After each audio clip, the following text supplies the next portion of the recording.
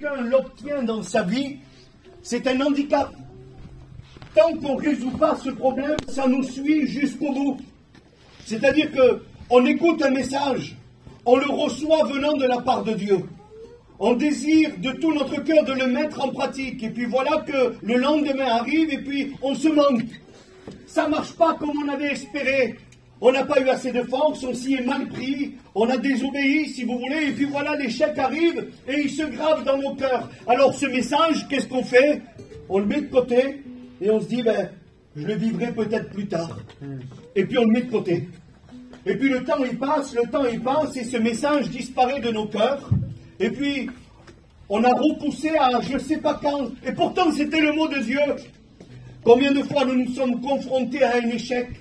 On a voulu bien faire, des tentatives, alors je le dis avec mes mots, ça vaut ce que ça vaut, mais combien de fois on a essayé de plaire à Dieu, de s'enlever ça, de faire des efforts, et puis Seigneur, je te prierai plus. On n'a pas pu se prier.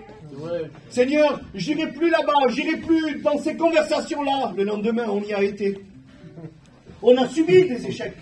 Et puis les échecs se gravent dans nos cœurs, et puis le diable se sert pour nous accuser. Je lui dis, toi, tu vas recommencer. Rappelle-toi l'échec que tu as eu hier. Rappelle-toi la difficulté que tu as rencontrée, tu n'as pas réussi, laisse tomber, c'est pas pour toi, tu n'y arriveras pas. On a tous des bons sentiments, dans nos cœurs. On veut servir Dieu, on veut suivre le Seigneur, mais voilà.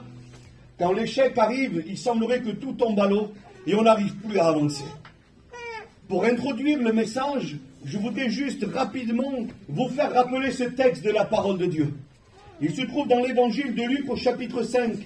C'est ceux qui ont péché toute la nuit sans rien prendre, et puis quand le matin vient se lever, ils sont là au bord du rivage, ils lavent leur filet, et puis ils sont dans l'échec. Ils sont dans le désespoir, ils n'ont pas réussi.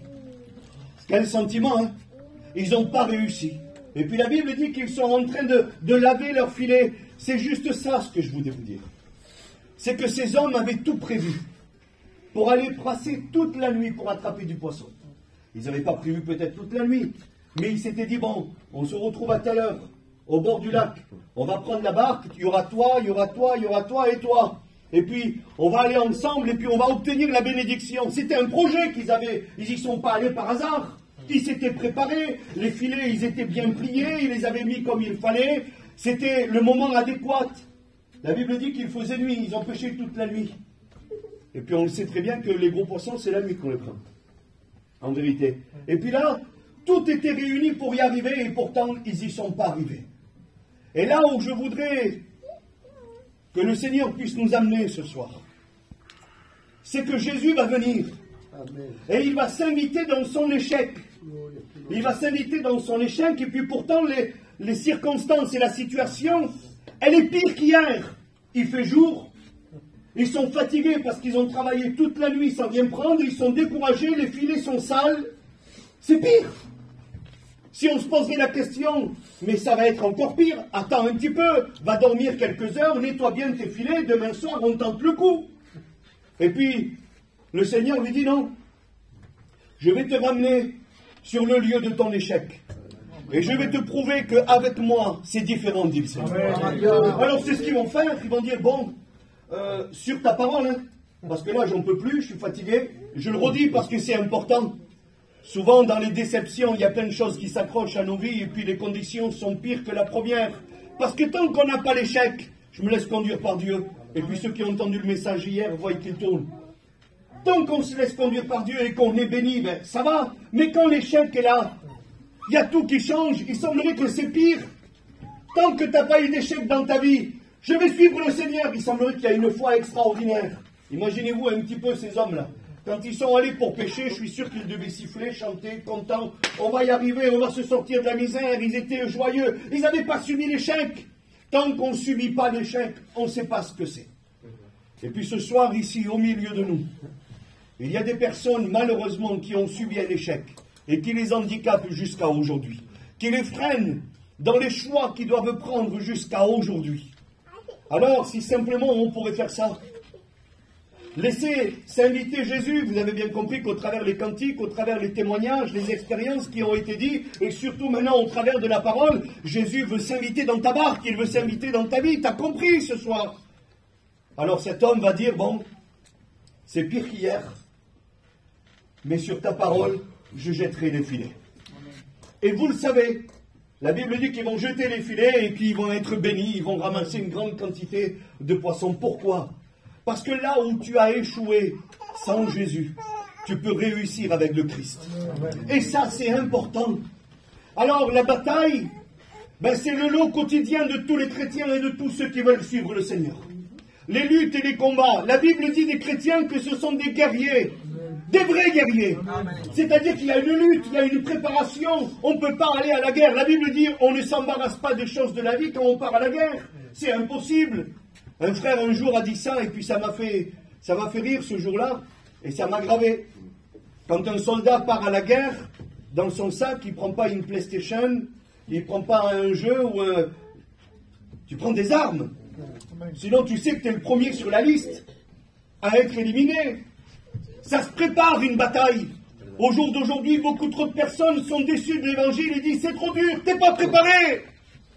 T'es pas préparé. Je voudrais te le dire de la part du Seigneur. Oui, c'est vrai que c'est difficile d'être chrétien, mais ça vaut le coup de battre le bon combat de la foi. Amen. Ça vaut le coup de pouvoir s'engager. Et puis maintenant, si vous voulez, on va voir ensemble, et puis après je ferai la lecture, bien entendu, mais 2 cas de figure, si vous voulez. Pour vous faire comprendre ce soir de la part du Seigneur que des fois c'est pas facile et que ça vaut le coup de faire des efforts. Ça vaut le coup. La sœur, elle a dit, ça fait quelque temps qu'elle n'avait pas témoigné. C'est ça que tu as dit, ma sœur. Je ne veux pas te mettre mal à l'aise, mais ça vaut le coup que tu es venu ce soir. Amen. Ça vaut le coup que tu as témoigné. Hein, tu as foutu une rousse au diable et tu l'as tué. En vérité que c'est vrai. Et puis là, tu as repris des forces. Alléluia. Et puis tu as béni les autres parce que tu as raconté. Amen. C'est ça la vie d'un chrétien. C'est pas facile, mais on est là. Amen. Et puis il y a 2 cas de figure. Il y a la bénédiction qui est facile, qui est à portée de main, c'est ce qu'on va voir. Et puis il y a la bénédiction qui est difficile à avoir.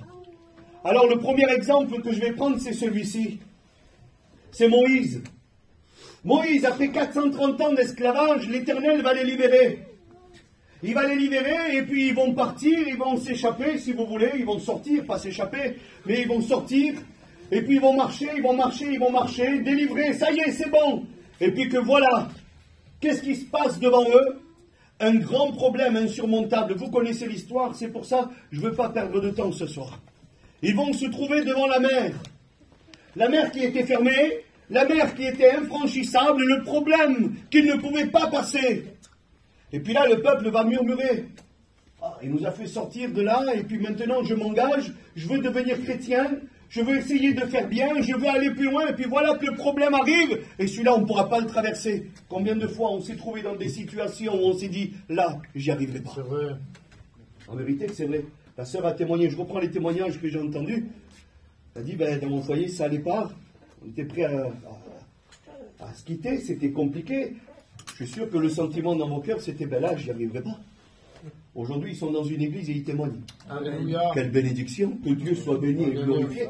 Quelle bénédiction, hein, que Dieu soit béni. Certaines situations, on les croit insurmontables. Et eux, c'était ce qu'ils vivaient. Écoutez, je ne suis pas là pour vous raconter une histoire. D'accord? Donc si au jour d'aujourd'hui, vous avez des difficultés à avancer avec Dieu, si vous sentez qu'il y a une barrière devant vous et que pourtant vous voudriez avancer, ce message est pour vous. Ce message est pour vous, on n'est pas là juste pour raconter une histoire. Et puis Moïse, je fais court, Moïse va prier. Alors, quand Dieu m'a donné cette pensée dans mon cœur, je l'ai imaginé comme ça. Moïse avait toujours un bâton à la main. Hein, et puis il priait. Éternel, s'il te plaît, tu nous as libérés de là-bas. Maintenant, on est face à ce grand problème. 3 millions de personnes, c'est compliqué. Et puis, il devait parler à Dieu dans son cœur. Et puis, il a dit, je vais faire une prière. Alors, il a prié. Et puis, écoutez bien. Imaginez avec moi, s'il vous plaît. C'est important. Est-ce que vous voyez Moïse au bord de l'eau, là où le problème était là, tout le monde derrière, Pharaon qui arrivait. John, regarde. Et puis, il avait le bâton à la main. C'était là, c'était à portée de main. Il avait déjà. Et puis il dit, comment je vais faire? Et puis Dieu lui dit, prends le bâton et fonds la mer en deux. Alléluia. Il avait déjà dans la main. La bénédiction à portée de main, des fois c'est facile. Des fois on peut y arriver du premier coup. Ça t'est arrivé de remporter des victoires du premier coup. Ça t'est arrivé d'être surpris par toi-même. Oh, j'ai réussi à dire non aujourd'hui. Seigneur Jésus, ben oui, c'était là. Amen. Il y a des réunions que ça sera comme ça. Il y aura des étapes dans nos vies que ça sera facile. Combien de fois ça peut nous arriver aussi que c'est facile. Dieu à ce moment-là permet que nous avions déjà acquis la bénédiction et il n'y a plus qu'à la mettre en pratique. Moïse avait déjà le bâton dans la main. Amen. Mais voilà, regardez, parce que je dois lire la parole de Dieu quand même. C'est elle qui prime. On va faire une lecture dans 1 Samuel, si vous voulez. 1 Samuel, chapitre 17. Là, c'est la bataille de David et Goliath. David et Goliath, regardez un petit peu. Et puis on va s'arrêter.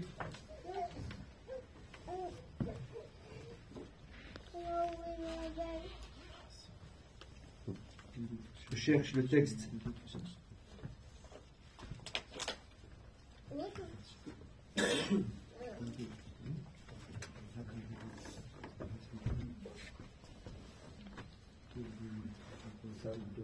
« 1 Samuel 17, 40. » J'ai souligné en rouge et je cherchais. 1 Samuel 17, 40. Regardez ce qu'il dit. Il prit en main son bâton et il choisit 5 pierres polies dans le torrent. Et il le mit dans sa gibecière de berger et dans sa poche. Puis, sa fronde à la main, il s'avança contre le Philistin. Gloire à Dieu. Là, il y a un détail qui ne frappe pas aux yeux et qui est très important. C'est que David, les pierres, il ne les avait pas déjà. L'arme qu'il allait se servir pour livrer ce combat, c'était pas acquis. Il aurait pu baisser les yeux et ramasser la première pierre qu'il voyait. Il était dans un terrain, un champ, il y en a de partout des pierres, de partout où vous allez. Il aurait pu se dire, la première pierre que je vais trouver, je la prendrai et puis je m'en servirai. Un combat un petit peu à la légère. On ne peut pas combattre. On ne peut pas combattre l'ennemi de nos âmes à la légère. On ne peut pas prendre juste ce qui nous vient sur la main, ce qui est facile. Des fois, il faut payer le prix. La Bible dit qu'il va descendre dans le torrent. Je ne sais pas quelle était la distance entre le lieu de la bataille et le torrent. Je ne sais pas. La Bible ne me le dit pas. Mais peut-être quelques dizaines, quelques centaines de mètres, quelques kilomètres, je ne sais pas. Mais pourquoi il est allé là-bas? Parce qu'il savait qu'il y avait des pierres adéquates. C'était les pierres les plus précises, celles qui prenaient le plus de vitesse. C'était des pierres polies par l'eau. Alors tu vas me dire où tu veux nous emmener ce soir. Il a dû tourner le dos au géant. Il a dû dire, attends, je reviens. Parce que si je viens avec des armes comme ça, improvisées sur le coup, des fois, on a... Excusez-moi, je me sens libre ce soir. Hein, parce que je parle de la part de Dieu. Des fois, on prend tellement la vie chrétienne à la légère que face à un combat, on croit qu'on va y arriver comme si rien n'était. Mais excusez-moi des mots que je vais dire, mais toute la journée, tu as parlé mal. Tu n'as pas arrêté de critiquer. Tu es allé promener, tu as écouté des musiques du monde, tu as juré toute la journée, tu as fait que des bêtises. Et puis là, tu viens face au problème et à la difficulté. Tu crois pouvoir prendre la première pierre qui est devant toi, la jeter et tuer le géant. Écoutez-moi, c'est pas tous les jours comme ça. Je suis désolé. David a dû se dire, lui, il ne faut pas que je le manque. Hein? Plus de 3 mètres, vous connaissez ce que dit la parole de Dieu, donc il ne s'est pas dit, je vais y aller à la légère. Écoutez-moi, quand vous allez sortir d'ici, le diable sait jurer votre perte. Ah si, peut-être que je fais peur à quelqu'un, mais n'ayez pas peur. Quand vous allez sortir de ce lieu, c'est vrai en vérité, je ne dis pas des bêtises les garçons, dites amen, c'est important. Le diable sait jurer votre perte. Les chrétiens, ce sont les ennemis numéro 1 du diable. Ce qu'il veut, c'est nous anéantir, nous faire chuter, nous faire tomber. Voilà d'où viennent aussi les combats. En plus de ceux qui combattent dans nos membres, la Bible dit. Mais voilà, alors on ne peut pas prendre la première pierre comme ça. David le savait, il a dû marcher. Il a dû fournir un effort. Et puis des fois, on fait des réunions, et puis on dit, allez, on va prier le Seigneur, on va plier les genoux.